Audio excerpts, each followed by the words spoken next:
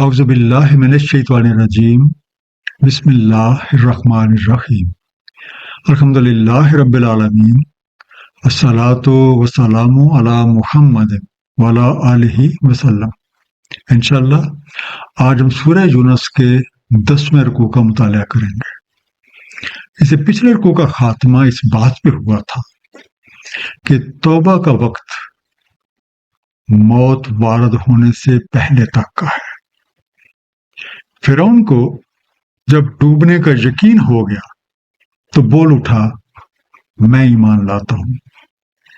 جواب دیا گیا، کیا اب؟ جبکہ تم اس سے پہلے نافرمانی کرتے رہے اور دنیا میں فساد ہی مچاتے رہے۔ اب ہم تمہارے بدن کو بچا دیں گے تاکہ تمہارے بعد آنے والے لوگوں کے لیے یہ ایک نشان عبرت رہے۔ فرعون محض ایک شخص کا نام نہیں بلکہ ایک ایسا کردار اور ایسی طرز فکر اور عمل ہے جو آج بھی ہمارے معاشرے کے تقریباً ہر درجے پہ پائی جاتی ہے۔ خواہش اقتدار اور اپنے سے کمزور کا استحضاء، اسی کا نام فرعونیت ہے۔ اس دعا کے ساتھ کہ اللہ تعالیٰ اپنے حبیب نبی پاک صلی اللہ علیہ وسلم کے طفیل ہم سب کو قرآن کریم کا صحیح مفہوم عطا فرمائے۔ آئیے مطالعہ قرآن کا آغاز کرتے ہیں۔ سورہ یونس رکوع نمبر 10 جو کہ آیات 93 سے 103 پہ مشتمل ہے۔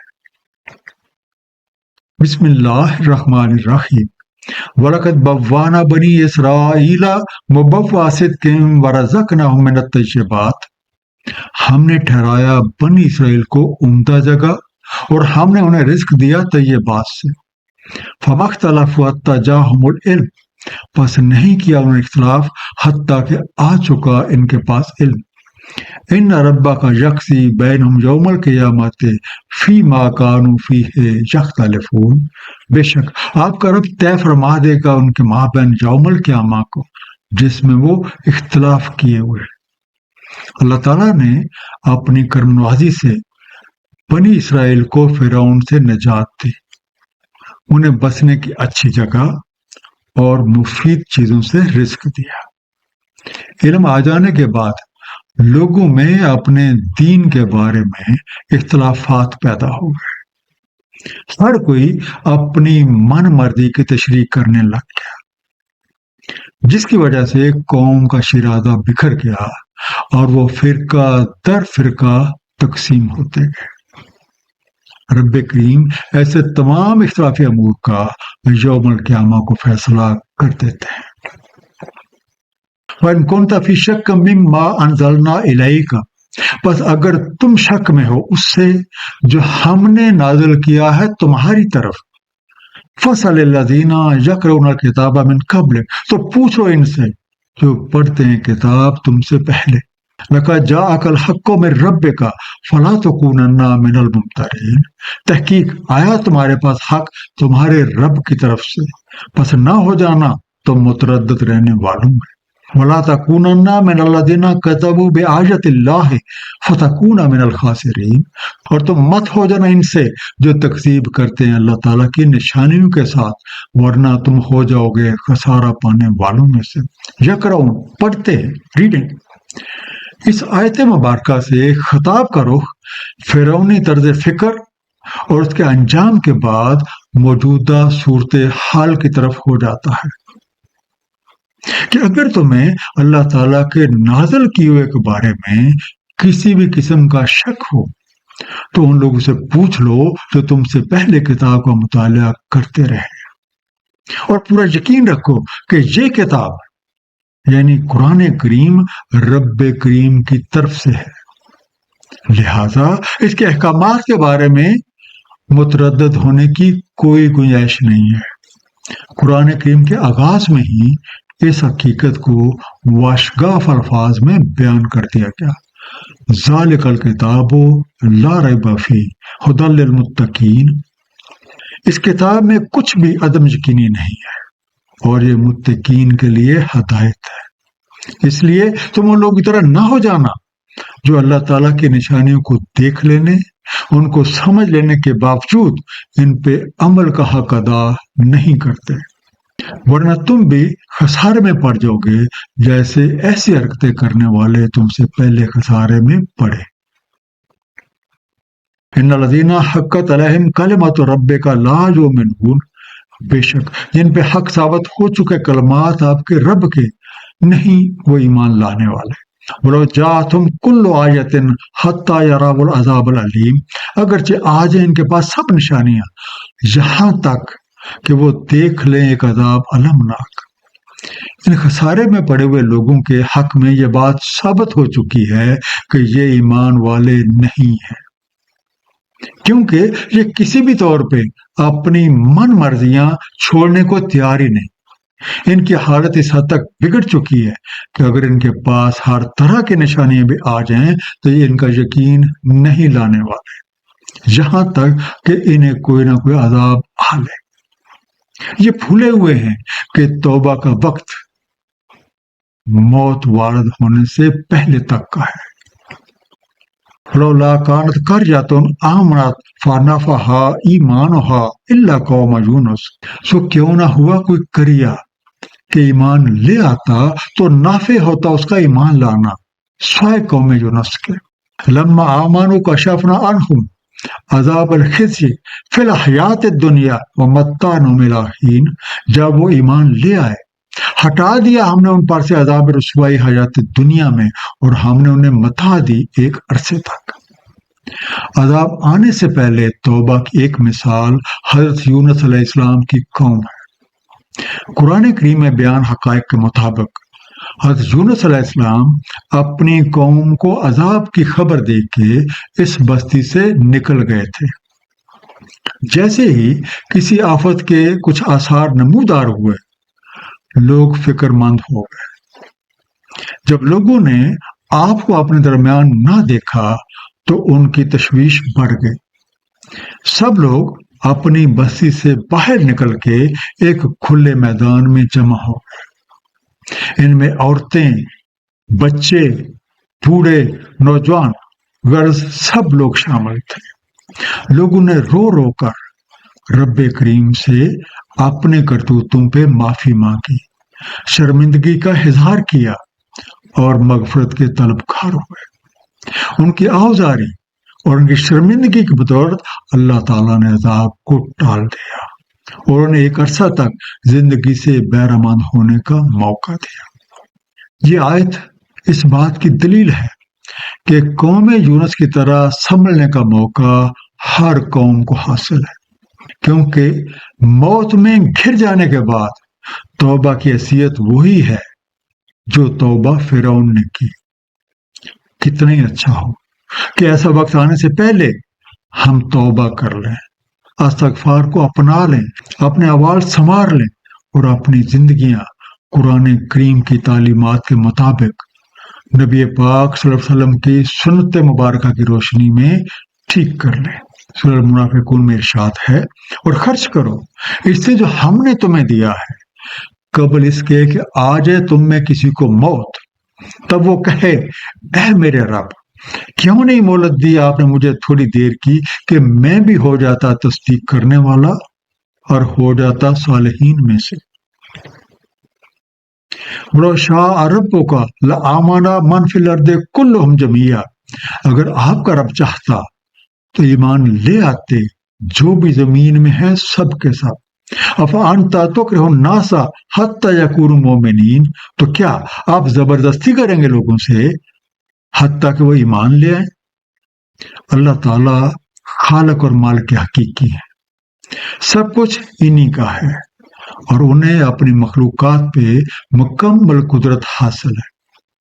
اگر وہ چاہتے تو سب لوگ ایمان لے آتے، لیکن انہوں نے ایسا نہیں کیا، کیونکہ دین کے معاملے میں جو قانون وضع کیا گیا ہے اس کے مطابق کوئی زور زبردستی نہیں ہے۔ اچھائی اور برائی کا اختیار دے دیا گیا ہے تاکہ جو کوئی جیسا کرے گا اسی کے مطابق جزا پائے۔